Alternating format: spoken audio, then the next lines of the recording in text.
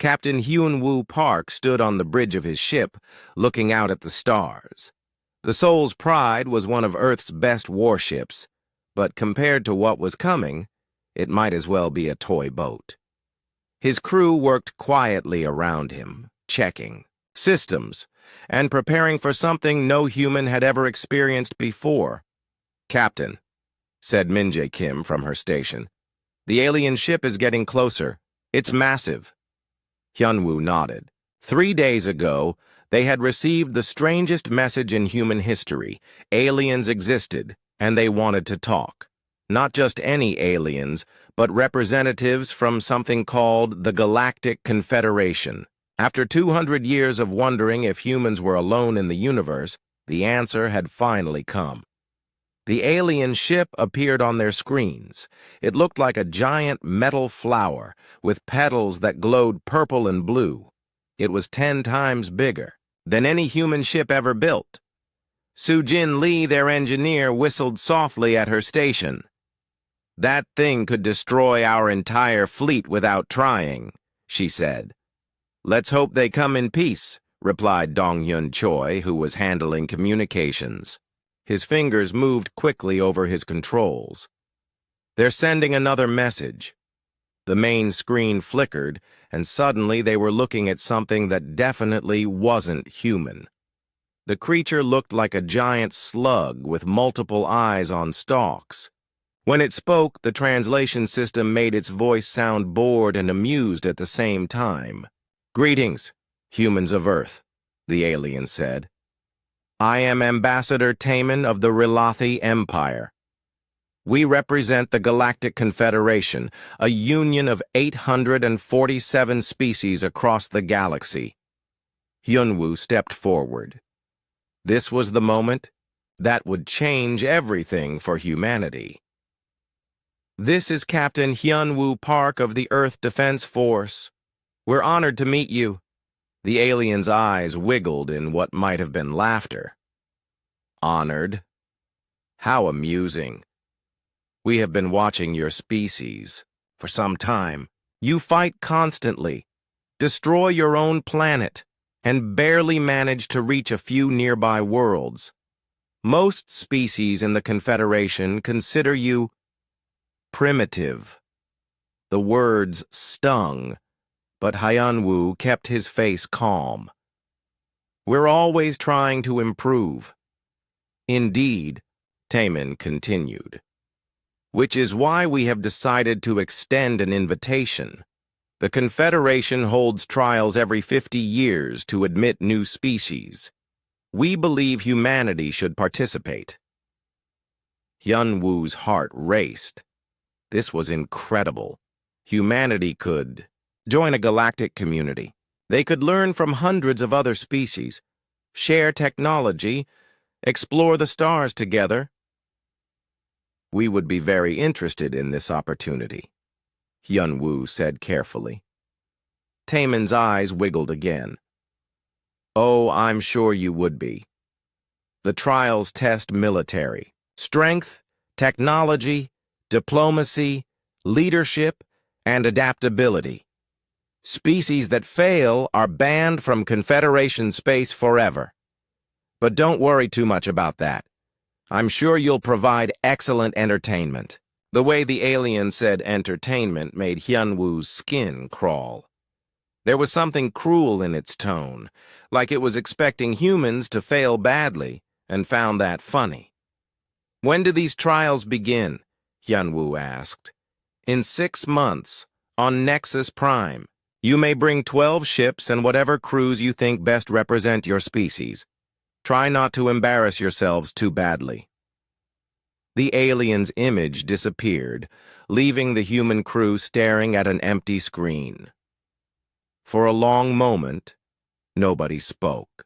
Then Min-jae broke the silence. "Did he just invite us to join the galaxy as a joke?" "That's exactly what he did," Soo-jin said angrily. "They think we're some kind of circus act." Dong-hyun was already working at his station. "I'm sending a priority message to Earth Command. President Nam needs to know about this immediately." Hyunwoo walked to the large window that showed the stars. Somewhere out there, hundreds of alien species were probably laughing about the humans who thought they could join the big leagues. They saw Earth as a backward planet full of violent primitives who barely qualified as intelligent life. Maybe they were right. Humans did fight a lot. They had wars, poverty, and environmental problems, compared to species that had mastered faster than light. Travel thousands of years ago, humans were definitely newcomers. But Hyunwoo had spent his whole career studying military history. He knew that underestimating your opponent was one of the biggest mistakes you could make. These aliens were making that mistake right now. 2 weeks later, Hyunwoo found himself in the presidential palace in Seoul, sitting across from President Ji-won-nam. The president was a small woman, but she had the kind of presence that made everyone in the room pay attention when she spoke. "Captain Park," she said, "I've read your report. What's your honest assessment of our chances?" Hyunwoo thought carefully before answering. "Militarily, we're outgunned. Technologically, we're behind. But they're not taking us seriously, and that gives us an advantage." Explain. "They expect us to fail. They're so confident that we're inferior that they won't prepare for us properly. In every war I've studied, the side that thought victory was guaranteed usually found a way to lose." President Nam nodded slowly. "The cabinet is divided. Some think we should decline the invitation. The risk of being banned from galactic space forever is enormous. But the opportunity is even bigger," Hyunwoo said. "If we succeed, humanity joins a galactic civilization. We get access to technologies and knowledge that could solve every problem we have. If we fail, we're no worse off than we are now. Actually, we would be worse off. If we're banned from Confederation space, we'll be trapped in our small corner of the galaxy forever." Hyunwoo leaned forward. "Madam President, humans have survived ice ages, plagues, world wars, and nuclear weapons. We've gone from hitting rocks together to building starships in less than 10,000 years. We're not the strongest or the smartest species in the galaxy, but we're definitely the most stubborn." President Nam smiled. "You really think we can do this?" "I think we can surprise them. And sometimes, that's enough." 3 days later, President Nam announced Earth's decision to the world. Humanity would accept the Galactic Confederation's invitation. They would send their best ships, their brightest minds, and their bravest crews to Nexus Prime. The news caused celebrations in some places and protests in others. Some humans were excited about joining the galaxy. Others worried that humanity wasn't ready, that they would embarrass their entire species in front of hundreds of alien civilizations. As Hyunwoo prepared his fleet for the journey, he received reports from Earth's intelligence services. They had been monitoring alien communications, and the news wasn't encouraging. Across the galaxy, species were placing bets on how quickly humans would be eliminated. The most optimistic predictions gave humanity 3 days. But Hyunwoo had chosen his crews carefully. Min-jae Kim would handle tactics. She had a gift for seeing patterns that others missed. Soo-jin Lee would manage engineering challenges. She could fix anything and improve most things she touched. Dong-yun Choi would handle communications and intelligence. He learned new languages faster than anyone Hyunwoo had ever met. The night before they left Earth, Hyunwoo stood on his apartment balcony, looking up at the stars. Somewhere out there, alien species were laughing about the humans who thought they belonged in the Galactic Confederation. They were about to find out how wrong they were. Nexus Prime looked like a metal planet covered in cities and testing grounds. As the human fleet approached, Hyunwoo could see hundreds of other ships already there. Some were massive, bigger than Earth's largest cities. Others looked like living, creatures made of crystal or energy. The human ships looked tiny and primitive by comparison. "Well," said Minjae from her station, "at least we made it here in one piece." "Barely," Sujin muttered. "Half our systems are held together with spare parts and hope." The communication system crackled to life. "Human vessels, you will dock at Platform 12. Do not deviate from the assigned path. Do not scan other ships. Do not embarrass yourselves more than necessary." Dongyun shook his head. "They really don't like us, do they?" "Good," Hyunwoo said. "Angry opponents make mistakes." Platform 12 was clearly the worst docking area on the station. It was small, poorly maintained, and far from the main facilities. As they walked through the corridors toward the briefing center, aliens of every shape and size stared at them. Some looked curious, others disgusted, but most just seemed amused. The briefing hall was enormous. Thousands of beings from hundreds of species filled the seats. The humans were given a small section near the back, like unwanted relatives at a family gathering. At the front of the hall stood the most ancient-looking creature Hyunwoo had ever seen. It was tall and thin, with skin like old leather and eyes that seemed to see everything. When it spoke, its voice echoed through the hall without any technology. "I am Zenthari Prime Kelvak, overseer of these trials. For 5,000 years, I have watched species rise and fall. Most of you will fail. These tests, some of you will be destroyed by them. A few will prove worthy of joining our confederation." The alien's eyes found the human section. "The trials will test 5 essential qualities: military capability, technological innovation, diplomatic skill, resource management, and adaptability. Each test eliminates the weakest participants. Only the strongest survive." Kelvak gestured, and the hall's walls became giant screens showing different testing areas. "You have 1 day to prepare. Use it wisely. It may be your last." As the briefing ended, Hyunwoo gathered his senior officers. Colonel Jaewon Song had arrived with the military specialists. Dr. Yuna Oh led the science team. Together, they represented humanity's best hope. "All right," Hyunwoo said quietly. "What did we learn?" Jaehwan spoke first. "The military trial happens in a massive simulation chamber. We defend a colony against standardized attackers. Most species will use overwhelming force or advanced shields. That won't work for us," Minjae added. "We don't have overwhelming force, and our shields are basic compared to theirs." "What about you, Doctor?" Hyunwoo asked Yuna. The scientist adjusted her glasses. "The technology trial requires solving an engineering problem using available resources. I've been watching the other teams prepare. They're all bringing their most advanced equipment." "We can't compete with their technology," Sujin said.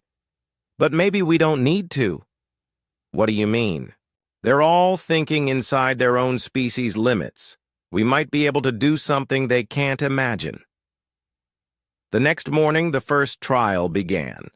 The military simulation was impressive, a detailed recreation of a colony under attack by automated war machines. Teams had 4 hours to defend the settlement and its population. The Vorthak went first. They were tall, crystalline beings who controlled most of the galaxy's banking. Their approach was simple: massive ships with devastating weapons that turned the attackers into dust in minutes. Effective, but it also destroyed half the colony. The Kalani Collective followed. These insect-like creatures moved in perfect coordination, their ships swarming the attackers like angry bees. They saved more of the colony, but took heavy losses themselves. The Asterian Republic was next. These energy beings didn't use ships at all. They manipulated space and time itself, making the attackers simply stop existing. It was beautiful and terrifying to watch. Then it was humanity's turn. Colonel Jae-hwan Song took command of the simulation. Instead of meeting the attackers head-on, he did something unexpected. He evacuated the colonists to underground shelters, then used the colony's own infrastructure against the invaders. Power plants became bombs. Water systems became traps. Communication towers became weapons. The attacking machines, programmed to capture an intact colony, didn't know how to respond when the colony itself fought back. When a group of war machines entered the main settlement, they found empty buildings rigged with explosives. When they tried to secure the spaceport, hidden colonists disabled their vehicles. When they attempted to establish a command post, the entire building collapsed on them. The attackers won eventually. They had superior numbers and firepower. But it took them 6 hours instead of 2, and they captured a worthless pile of rubble instead of a functioning colony. The simulation chamber fell silent. Then slowly, alien voices began murmuring in dozens of languages. "Impressive," Kelvak announced. "The humans chose to lose the battle to win the war. Most unusual." The technology trial came next. Each team was given the same problem. Create a power source capable of running a small city using only the materials provided. The materials included components from dozens of different alien technologies, most of which were incompatible with each other. Dr. Yuna Oh studied the available parts while Sujin worked on understanding how they functioned. The other teams immediately began building devices based on their own species' technology, trying to adapt the alien components to familiar designs. "This isn't going to work," Yuna said after an hour. "These technologies operate on completely different principles. Trying to force them together will just create expensive junk." "So what do we do?" Sujin asked. Yuna smiled. "We stop trying. To make them work together and start letting them work together." Instead of building one large power source, the humans created a network of smaller ones. Each component was allowed to function according to its own principles, but they were connected in ways that let them support and enhance each other. A Vorthak crystal that generated energy through harmonic resonance was paired with a Kalani bioprocessor that could store and regulate that energy. An Asterian field generator that manipulated quantum fluctuations was used to stabilize the entire system. The result wasn't the most powerful energy source in the competition, but it was the most efficient. While other teams' devices consumed enormous amounts of fuel and produced dangerous waste, the human system actually improved its own performance over time. "Remarkable," Kelvak said when the trial ended. "The humans have created something none of the individual technologies could achieve alone." As the day ended, Hyunwoo noticed something interesting. Other species were starting to pay attention to the humans, but not in the amused way they had before. The Vorthak delegates were having intense discussions in their crystalline language. Even some Kalani scouts had broken away from their main group to observe the human teams more closely. "Captain," Min-jae said quietly, "I think we're making them nervous." "Good," Hyunwoo replied. "Nervous opponents make even bigger mistakes." That night, Dong-yun intercepted several alien communications. Most were still dismissive of humanity's chances, but a few were different. Some species were starting to analyze human tactics. Others were trying to understand how humans had solved the technology challenge. One message from a Vorthak commander to his superiors was particularly interesting. "The humans are not following expected patterns. Recommend increased surveillance and preparation for unconventional approaches." As Hyunwoo prepared for sleep in their basic quarters, he allowed himself a small smile. 2 trials down, 3 to go. Humanity was still in the competition, and that was already more than most of the galaxy had expected. But he knew the real tests were still coming.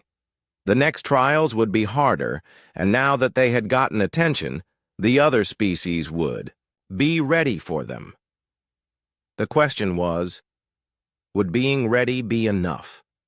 Outside his window, the lights of Nexus Prime twinkled like stars. Somewhere in those lights, hundreds of alien species were learning that humans were more than just a joke. They were about to learn just how much more. The third trial was different from the first 2. Instead of military might or technological prowess, it tested something much harder to measure: the ability to solve conflicts through words instead of weapons. Ambassador Yunji Han had arrived on Nexus Prime the night before, along with her diplomatic team. She was small and quiet, the kind of person who could disappear in a crowd. But when she spoke, people listened. The trial scenario was complex. 5 different species were fighting over the rights to a mineral-rich star system. Each group had legitimate claims, historical grievances, and reasons why they deserved control. Previous attempts at negotiation had failed, sometimes violently. The Vorthak approach was simple. They offered to buy out all the other claims with massive payments. When that failed, they threatened economic sanctions that would cripple the smaller species' economies. The Kalani Collective tried to find a logical solution that maximized efficiency and resource extraction. Their proposal was mathematically perfect and completely ignored what any of the species actually wanted. The Asterian Republic attempted to reach a consensus through their traditional method of shared consciousness meditation. This worked well for energy beings, but left the physical species feeling confused and excluded. Then it was humanity's turn. Yunji did something that surprised everyone. Instead of presenting a solution, she asked questions, not about mining rights or territorial claims, but about what each species really needed. "Why do you want this system?" she asked the first delegation. "For the minerals, obviously," their leader replied, annoyed at such a basic question. "But why do you need those minerals?" "To build ships for our defense fleet." "And why do you need more ships?" "Because the Korthak keep raiding our border worlds." Yunji nodded and made notes. She asked similar questions of each group, digging deeper and deeper until she understood not just what they wanted, but why they wanted it. It turned out that 3 of the 5 species were involved in the same conflict with a 6th group that wasn't even part of the negotiation. 2 others needed the minerals for completely different purposes that didn't actually conflict with each other. "What if," Yunji suggested, "we solve the real problems instead of fighting over the symptoms?" Her solution was unlike anything the galaxy had seen before. Instead of giving the system to one group, she proposed a joint development project.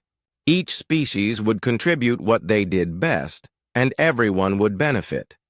The 3 species fighting the Korthak would pool their resources for a proper defense fleet.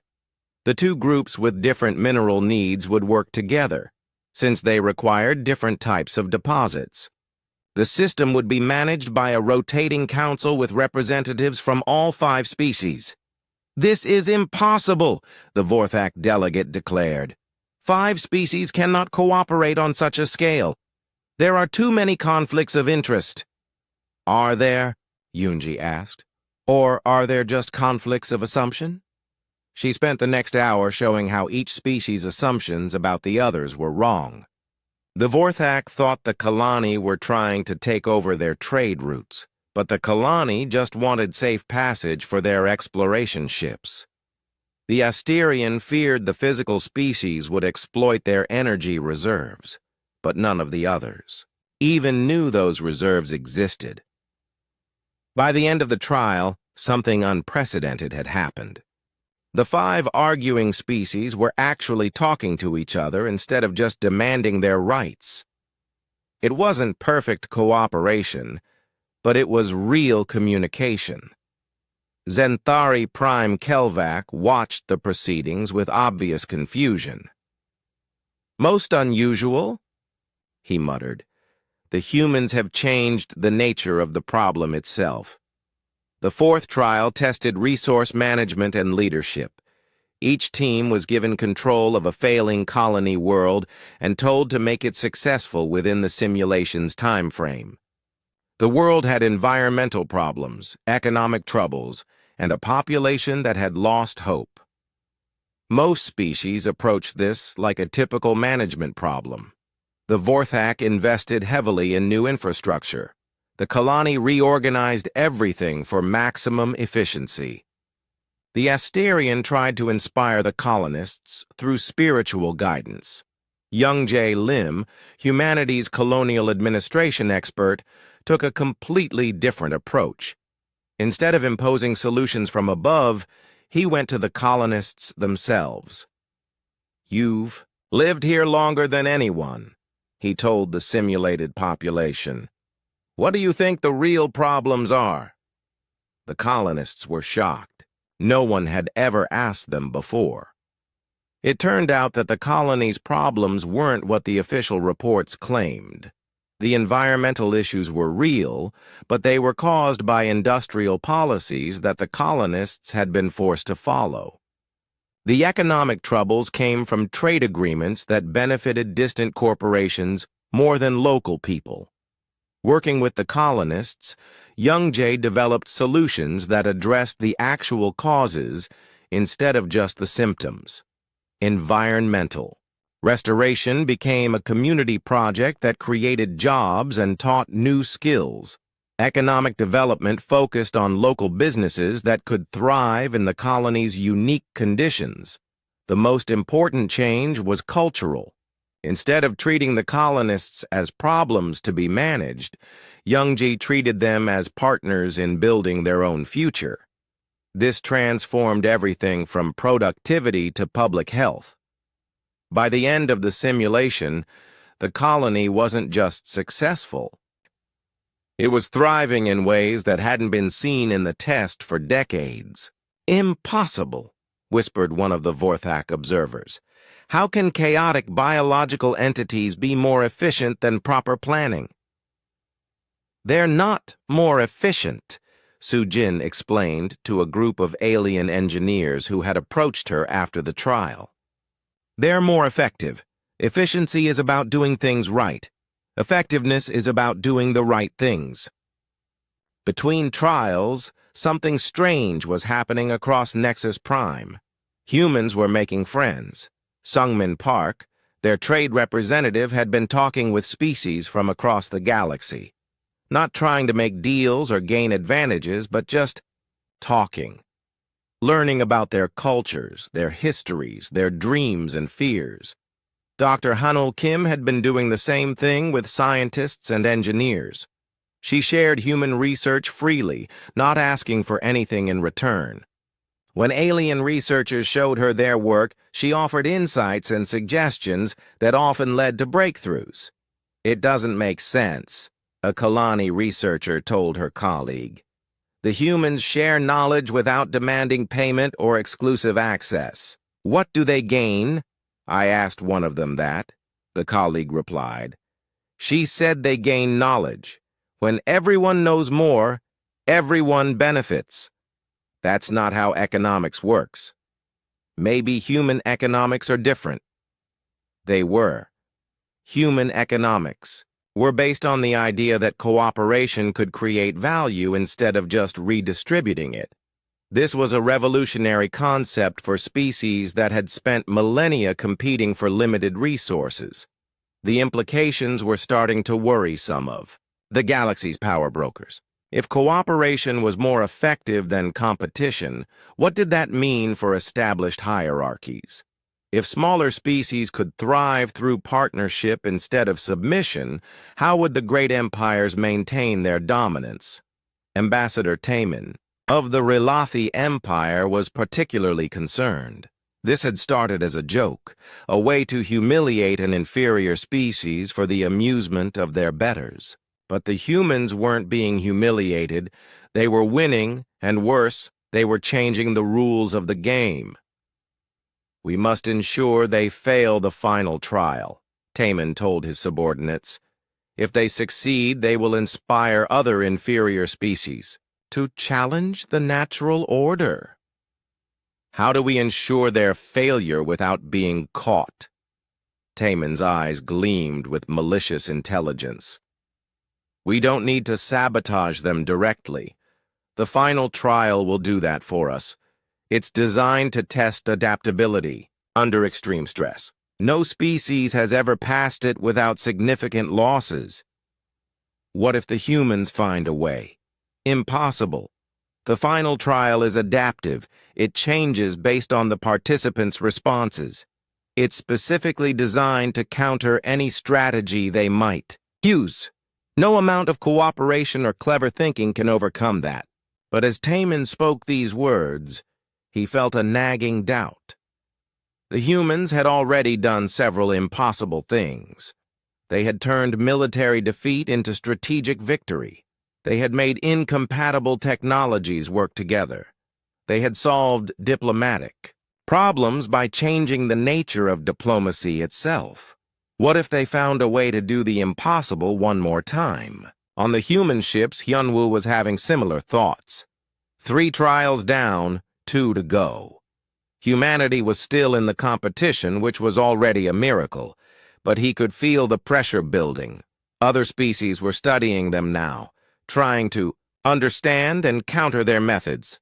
The 5th trial would be the hardest yet, and they would face it without the advantage of being underestimated.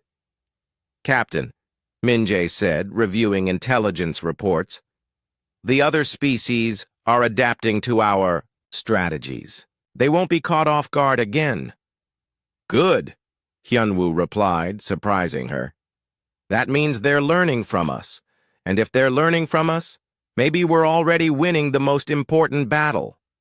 "Which battle is that?" "The battle to prove that there's a better way to live in this galaxy." Outside the ship's windows, Nexus Prime continued its eternal rotation. Somewhere in its depths, the final trial was being prepared. Soon, they would face the ultimate test of human adaptability. The question wasn't whether they could pass it. The morning of the 5th trial brought news that changed everything. Zenthari Prime Kelvak announced that this test would be different from all previous trials. Instead of a planned scenario, the participants would face an unknown threat that had just been discovered in the depths of Nexus Prime. "An ancient security system has activated," Kelvak explained to the assembled species. "It was created by the progenitors, the first civilization to achieve galactic travel. For millions of years, it has slept. Now it has awakened, and it considers all current life forms to be threats to galactic stability." On the massive screens around the briefing hall, images appeared of mechanical creatures emerging from hidden chambers deep within the station. They were beautiful and terrifying. Sleek metal forms that moved with impossible grace and fired weapons that could cut through any known material. "The security system must be stopped," Kelvak continued. "All participating species will work together to eliminate this threat. Those who fail to contribute meaningfully will be eliminated from the trials." Hyunwoo felt a chill run down his spine. This wasn't a simulation or a test scenario. The ancient machines were real, and they were designed to destroy any civilization they deemed dangerous. Given that the progenitors had considered themselves the only worthy inheritors of the galaxy, that probably meant everyone. "How many of these machines are there?" asked a Vorthak delegate. unknown. The system was designed to scale its response based on the perceived threat level. Conservative estimates suggest several thousand combat units, with more being manufactured as needed. Several thousand machines, each more advanced than anything the current galaxy could produce. Hyunwoo did quick calculations in his head. Even working together, the assembled species might not be strong enough to win. "You have 6 hours to prepare," Kelvak announced. "The machines are currently contained in the lower levels, but that will not last long. Use your time wisely." As the briefing ended, chaos erupted in the hall. Species representatives shouted at each other in dozens of languages, each trying to take command or assign blame. The Vorthak demanded overall leadership. Based on their superior firepower, the Kalani insisted that coordinated swarm tactics were the only logical approach. The Asterian wanted to attempt communication with the ancient systems. Hyunwoo watched the arguing with growing concern. These were some of the most advanced civilizations in the galaxy, and they couldn't even agree on how to begin fighting a common enemy. "Captain," Minjae said quietly, "we need to do something before they waste all 6 hours arguing." "I know, but we can't just take command. Most of these species barely acknowledge that we exist." Commander Myung-jeon, who had just arrived with the military specialists, had been listening to the arguments. "What if we don't try to take command? What if we just start helping?" "What do you mean?" "Look at them. They're not arguing because they're stupid or arrogant. They're arguing because they're scared. Each species knows their own methods, but they don't know how to work with others. We could change that." Hyunwoo nodded slowly. "Show them, instead of telling them." Exactly. Myung gathered a small team and approached the nearest group of alien military officers. They were Kalani, and they were clearly frustrated with the larger discussion. "Excuse me," Myung said politely. "We've been analyzing the progenitor machines. Our tactical systems have identified several potential weak points, but we need confirmation from someone with experience in swarm combat. Could you help us verify these assessments?" The Kalani officers looked surprised. No one had asked for their specific expertise before. The other species had just assumed that bigger weapons and stronger shields were the answer to everything. "Show us what you have found," the lead Kalani said. Within minutes, Myung had the Kalani officers working with human analysts to understand the enemy's capabilities. Their combined insights revealed patterns that neither species could have seen alone. Across the hall, Sujin was doing something similar with a group of Vorthak engineers. Instead of trying to compete with their advanced technology, she asked if they could help solve a specific technical problem. "The progenitor machines use energy shields that adapt to incoming attacks," she explained. "Our weapons aren't strong enough to break through directly, but we think there might be a way to disrupt the shield generators using harmonic resonance. Could your crystal-based technology help with that?" The Vorthak engineers were intrigued, despite themselves. Human technology was primitive, but the humans were asking interesting questions. Dr. Hanel Kim was working with Asterian scientists, trying to understand how the ancient machine's artificial intelligence functioned. Dong-Yun Choi was establishing communication protocols that would let different species coordinate during the battle. One by one, the human teams were breaking down the walls between species, not by demanding cooperation, but by demonstrating its value. When the 6 hours were up, something unprecedented had happened. Instead of dozens of separate battle plans, there was one unified strategy that used each species' strengths while covering their weaknesses. The Vorthak would provide heavy firepower and serve as mobile command centers. The Kalani would use their swarm tactics to overwhelm individual machines while the main force attacked larger groups. The Asterion would handle electronic warfare and communications disruption. Smaller species would provide support and specialized capabilities. And the humans? The humans would coordinate everything, serving as the communication network that held the Alliance together.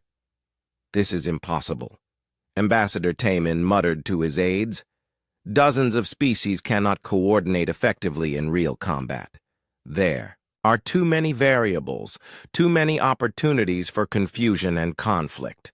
He was right, based on everything the galaxy had learned over thousands of years, but he was also wrong because he was thinking like every other species in the galaxy.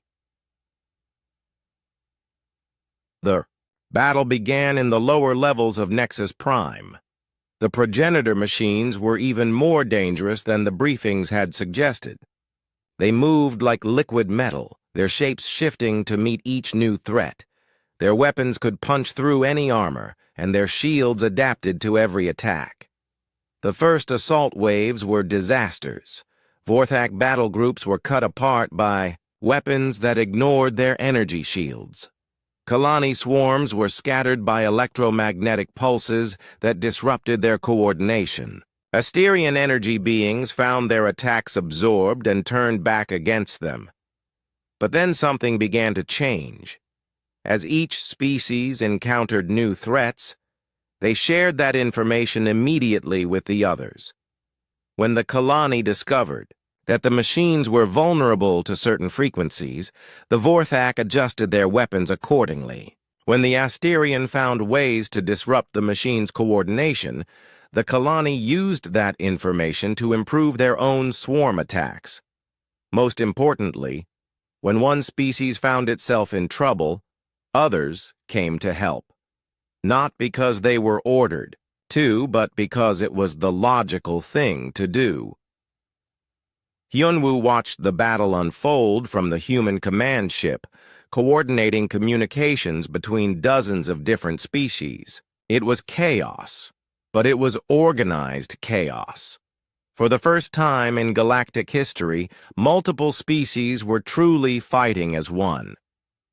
Captain, Minjae reported, the machines are adapting faster than we expected. They're learning from each engagement and updating their tactics in real time. How long before they counter our coordination advantage? At current rates? Maybe 2 hours. Hyunwoo nodded grimly. The progenitor systems were designed to defeat any possible opponent, and they were succeeding. Even perfect cooperation might not be enough.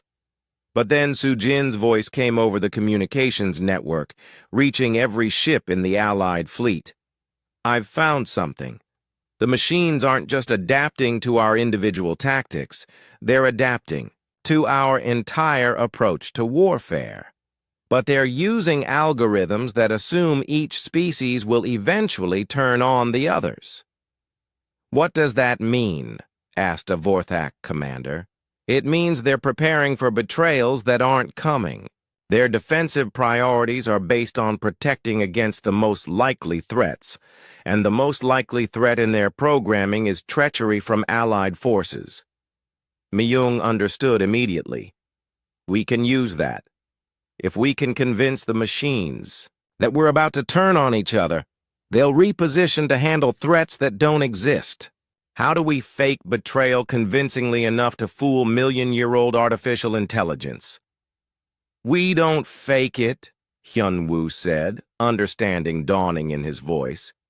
We do something they can't possibly have programmed for. Which is?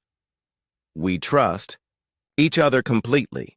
The final assault was unlike anything the galaxy had ever seen. Instead of holding back reserves or protecting themselves from potential betrayal, each species committed everything to the attack. Vorthak ships moved into positions that left them vulnerable to Kalani swarms, trusting that the insectoids would protect them instead of exploiting the weakness. Kalani forces scattered their coordination nodes among Asterian energy beings, trusting that the aliens wouldn't disrupt their communications. The progenitor machines, faced with a level of interspecies trust that their programming had never anticipated, began making errors. They defended against attacks that never came while failing to prepare for the ones that did. When the last machine finally fell, the Allied fleet hung in space, scarred but victorious. The Great Assembly Hall on Centrum, capital world of the Galactic Confederation, had never seen anything like this. For the first time in 1,000 years, the ancient chamber buzzed with genuine uncertainty. Representatives from 847 species filled the circular tiers, their voices creating a symphony of confusion and concern. At the center of it all sat the High Council, 12 of the oldest and most powerful species in the galaxy. They had ruled galactic affairs for millennia, maintaining order through carefully balanced competition and controlled conflict. Now they faced a problem they had never encountered, a species that didn't fit their system. Zenthari Prime Kelvak spoke first, his ancient voice carrying clearly through the vast chamber. The trials at Nexus Prime have concluded. All participating species demonstrated various levels of competence, but one species has complicated the traditional evaluation process. Murmurs rippled through the assembly. Everyone knew who he meant. The humans of Earth have passed all 5 trials, but more significantly, they have fundamentally altered how those trials function. This presents the Council with an unprecedented decision. Vorthak Prime Executor Thane rose from his crystalline chair. His massive form glittered with barely contained energy as he spoke. The humans are a disruption to galactic stability. They encourage chaos, undermine established hierarchies, and promote dangerous ideas about interspecies cooperation. I motion that they be rejected from membership and banned from Confederation space. Agreement came from several of the larger empires. They had spent centuries building their power through careful control of resources and strategic isolation of potential rivals. The human approach threatened everything they had worked to achieve. But then something unexpected happened. Kalani Subprime. Vex stepped forward, her insectoid form clicking with agitation. The Kalani collective objects to this motion. The humans have demonstrated capabilities that exceed simple military or technological metrics. They have shown us approaches to problem-solving that we had not considered. The Kalani speak wisdom, added Asterian flow singer Nim, their energy form pulsing with unusual colors. In the trial against the progenitor machines, human coordination methods achieved results that individual excellence could not match. More voices joined the debate. Smaller species that had rarely spoken in these chambers began to express opinions. Medium-sized civilizations that usually stayed neutral found themselves taking sides. The careful order of galactic politics was breaking down into something messier, but more alive. Ambassador Taman of the Rilathi Empire watched the chaos with growing horror. This was exactly what he had feared. The humans weren't just challenging established power, they were inspiring others to do the same. "Order!" Kelvak commanded, his voice echoing with ancient authority. "President Jiwan Nam of Earth will address the council." The human delegation had been quiet through most of the debate, sitting in their modest section and listening to species argue about their fate. Now President Nam rose and walked to the speaker's platform at the center of the hall. She was small, compared to most of the aliens around her, but she carried herself with quiet dignity. When she spoke, her voice was calm and clear. "Honored representatives," she began, We came here because we received an invitation to join your confederation. We didn't know it was meant as a joke, but we're grateful for it anyway." A few chuckles came from the audience, but most listened intently. The trials have taught us much about this galaxy and about ourselves. We've learned that most of you see cooperation as weakness and competition as strength. We've learned that many species prefer isolation to the risks of partnership. We've learned that the galaxy is vast and full of wonders, but also full of unnecessary conflicts. President Nam paused, looking around the chamber at faces both alien and familiar. But we've also learned something else. We've learned that when species work together, really work together, not just temporary alliances for mutual benefit, they can achieve things that none of them could accomplish alone. Vorthak Prime Executor. Thane interrupted. Pretty words, but cooperation on the scale you suggest is impossible. Different species have different needs, different values, different goals. Conflict is inevitable. Is it? President Nam asked.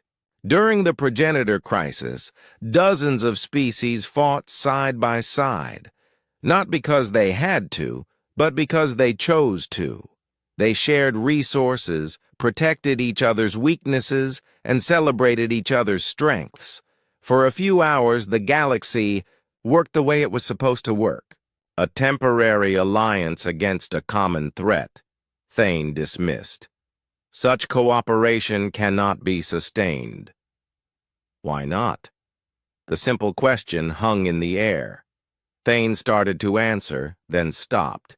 The traditional explanations, resource scarcity, biological incompatibility, historical grievances, suddenly seemed less like immutable laws and more like choices. President Nam continued. We're not asking you to abandon competition. Competition drives innovation and growth. We're asking you to remember that cooperation drives survival and prosperity. The galaxy is big enough for both. She gestured, and the chamber's display screens lit up with data compiled by Sungmin Park and his economic team. Trade between species that adopt cooperative protocols increases by an average of 340% within 5 years. Scientific advancement accelerates by similar margins when researchers share information freely. Military effectiveness improves dramatically when forces train together instead of against each other. These projections are theoretical, protested Kalani Subprime Vex, though her tone suggested she found them intriguing. Some of them, President Nam agreed. But the progenitor battle was real. The cooperation that saved Nexus Prime was real. The friendships that formed between our crews and yours are real. Dr. Hanul Kim rose in the human section. If I may, Honored Council, I'd like to share some practical results. She activated her own display, showing research data that made several species lean forward with interest. In the past month, working with Kalani bioengineers, we've developed new medical treatments that could extend lifespans for both our species. Collaborating with Vorthak energy specialists, we've created power systems that are twice as efficient as anything either of us could build alone. Partnering with Asterian consciousness researchers, we've made breakthroughs in artificial intelligence that could revolutionize computation across the galaxy. And what do humans gain from sharing these discoveries? Asked Asterian Flowsinger. Nim. We gain knowledge, Dr. Hanul replied simply. When everyone knows more, everyone benefits more. Ambassador Yunji Han stood next. The diplomatic applications are equally promising. In the past week alone, I've helped mediate 3 territorial disputes using methods developed during the trials. Instead of win-lose negotiations, we're finding win-win solutions that leave all parties stronger than before. The debate continued. For hours. Traditional powers argued for maintaining the status quo. Progressive voices called for embracing change. Smaller species found themselves with more influence than they'd had in centuries, as the larger empires courted their votes. Finally, Xanthari Prime Kelvac called for order. The Council will now vote on humanity's admission to the Galactic Confederation. The vote was closer than anyone had expected. Traditional empires split along unexpected lines. Some smaller species surprised everyone by opposing human membership, while others that had never taken risks before suddenly found their courage.